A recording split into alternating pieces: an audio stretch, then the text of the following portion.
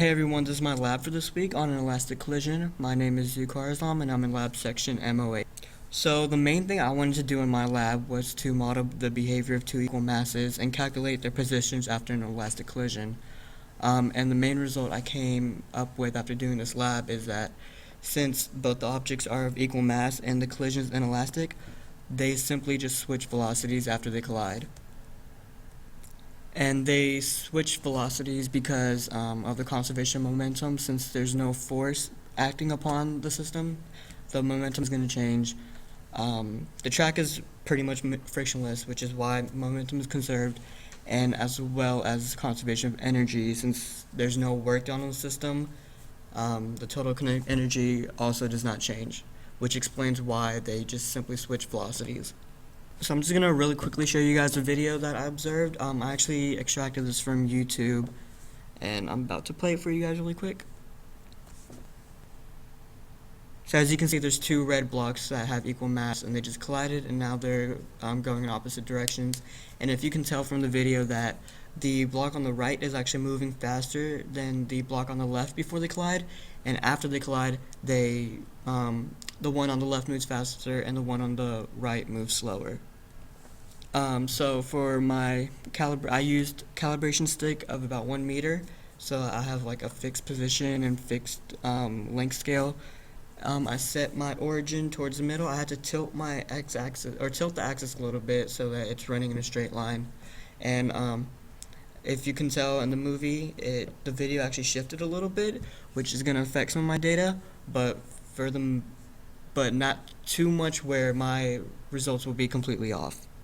So this is actually the data I extracted from the video. This column that I highlighted right now is the time of the video. It runs from about 0 seconds to about 1.36 seconds in real life. The second column that I highlighted is the position in the x direction of the block that was on the left, and this last column is the x position of the block that was on the right. And so this is the initial conditions of my code that I used to model this behavior. Since both the objects have the same mass, I just set it to equal to 1, because in the end they do basically cancel out. Yeah, they basically just cancel out when you try to solve for velocity. The initial positions of each object were given from the data, and I calculate the velocity using that data and the time difference. As you can see, the two pictures on the right that are labeled ball 1 and ball 2 right here, those are how I calculate the velocities for each object, and the time step delta t is 0.033, which I got from the video. And so this is the code that actually updates the position as it runs. As you can see, I have two while loops, and that's because for the first half, from 0 seconds to 0.63 seconds, I wanted the velocities to stay how I calculated it before, and 0.634 is actually this time that they collide.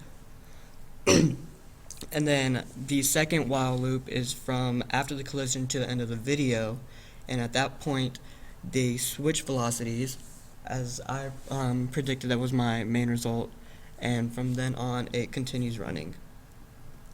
So now I want to run my model for you guys so you guys can see what it actually looks like. Okay. So here's the ball that represents the block that was on the left, and the red one is the one that represents the block that was on the right, obviously. And so that actually went really quick. So what happens basically is they just collided and they came back off of each other. And the final positions were also calculated throughout the while loop.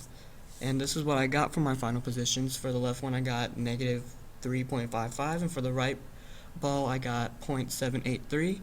And when I compare that to the data I calculated from the video, which I highlight right here, it's not too far off. As you can see, the negative 3.55 and the negative 3.1 are pretty close to each other, as well as the 0.783 and the 0.403.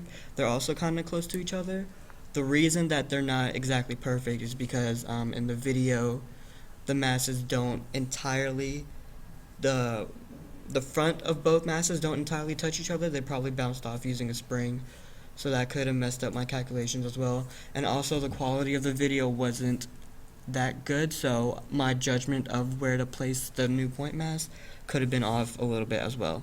But for the most part, they're pretty similar, and thus that supports the statement that when it's an elastic collision of two equal masses, they just simply switch velocities.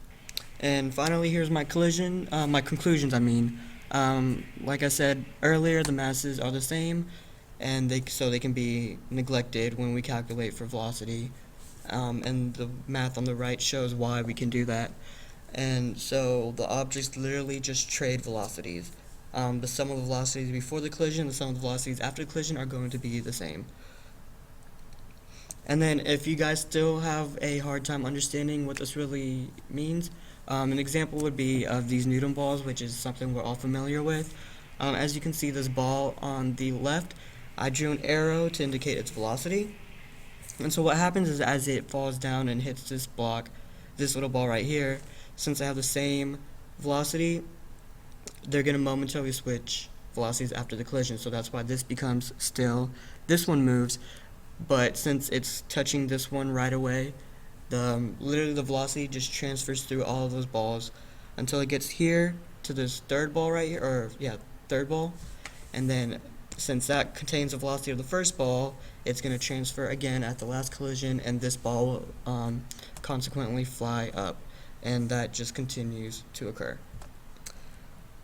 And so lastly, I just want to do a quick little recap of how my code works for sure. So like right here, before the collision, the position is constantly being updated with the velocity, and then after the collision, the balls switch velocities, and their positions are also updated as they were to begin with.